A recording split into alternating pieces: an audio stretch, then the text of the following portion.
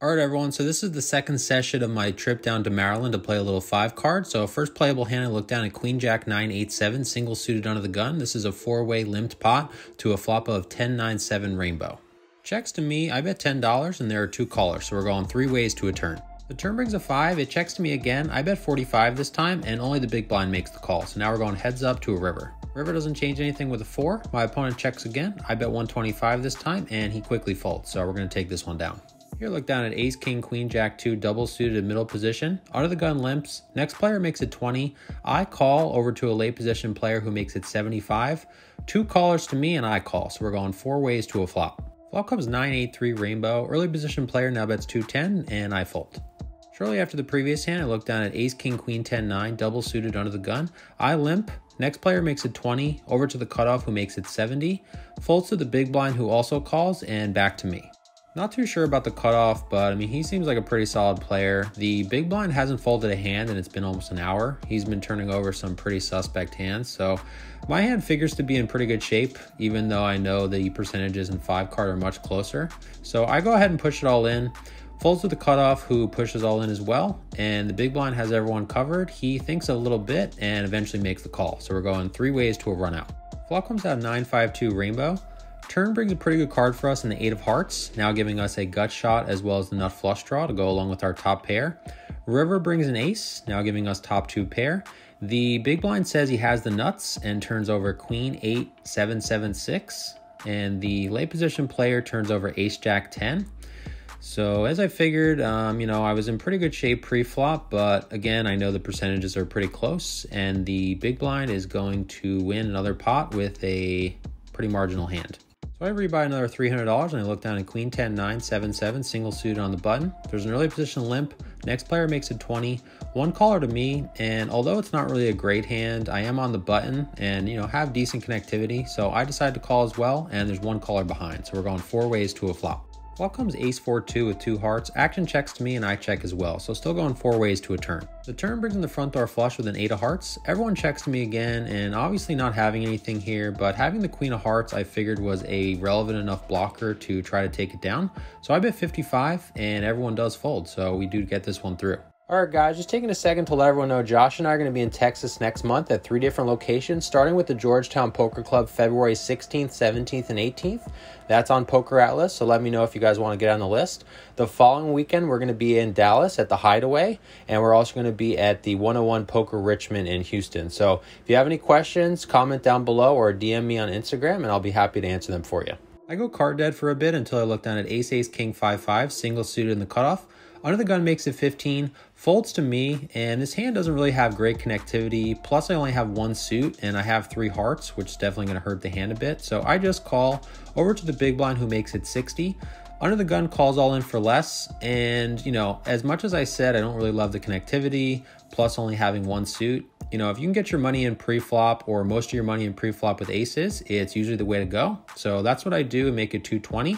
He has me covered and just puts it all in. I of course call, and again we're going 3 ways to a run out. Flop comes 9 6 4 with 2 hearts. Turn brings a 7. River brings an 8.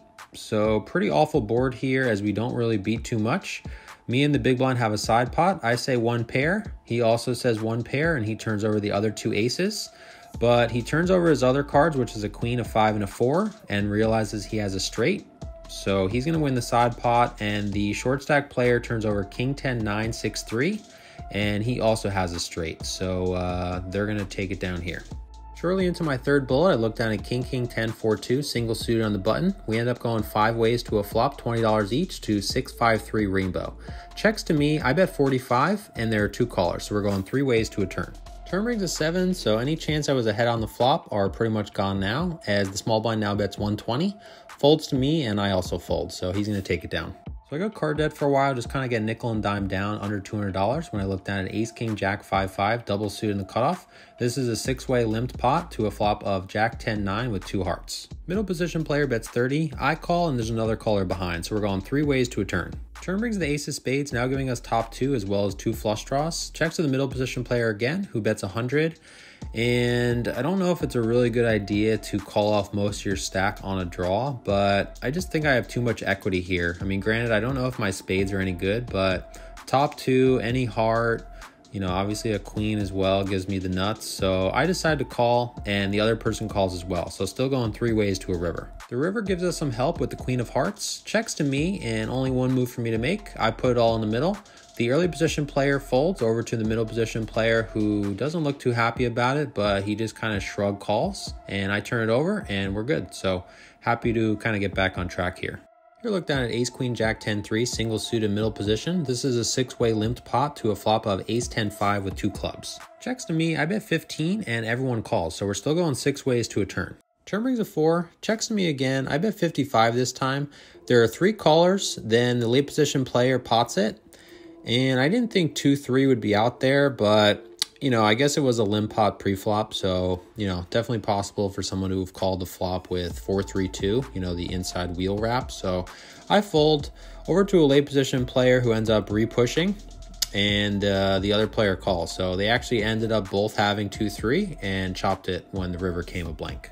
I go over an hour after the previous hand, mostly card dead, but also had a failed bluff attempt in there as well, until I look down at ace queen 8-2, double suited in middle position. Under the gun limps, I make it 20, and there are 3 callers, so we're going 4 ways to a flop. Flop comes 8-8-6 rainbow, checks to me, I bet 80, and everyone folds, so we take it down. A little while after the previous hand, I look down at ace jack 10-9-7, double suited in the cutoff. There's an early position open to 15, 1 caller, I call, and there are 2 calls behind, so we're going 5 ways to a flop. Flop comes jack 9-2 rainbow, checks the original raiser who now bets 50, folds to me, and with top 2 plus a straight draw, figure to have the best hand here, so I just go ahead and make it 225, essentially committing myself to the hand. Folds back to the original raiser who makes the call, so we're going heads up to a turn. The turn brings a 4, he checks, I put everything in the middle, and he quickly makes the call, so we're going heads up to a river. The river looks to be a pretty safe card in the 5. My opponent turns over his hand. He has 10-9, 8-7, 6, so he flopped middle pair with the wrap, but luckily he bricked, and we're going to take it down here. I played for about an hour and a half after the previous hand. There really wasn't anything of note. The game definitely took a turn for the worse. I actually got a message from Alex, who's a longtime viewer from the Virginia area. He invited me out to dinner with him and his father.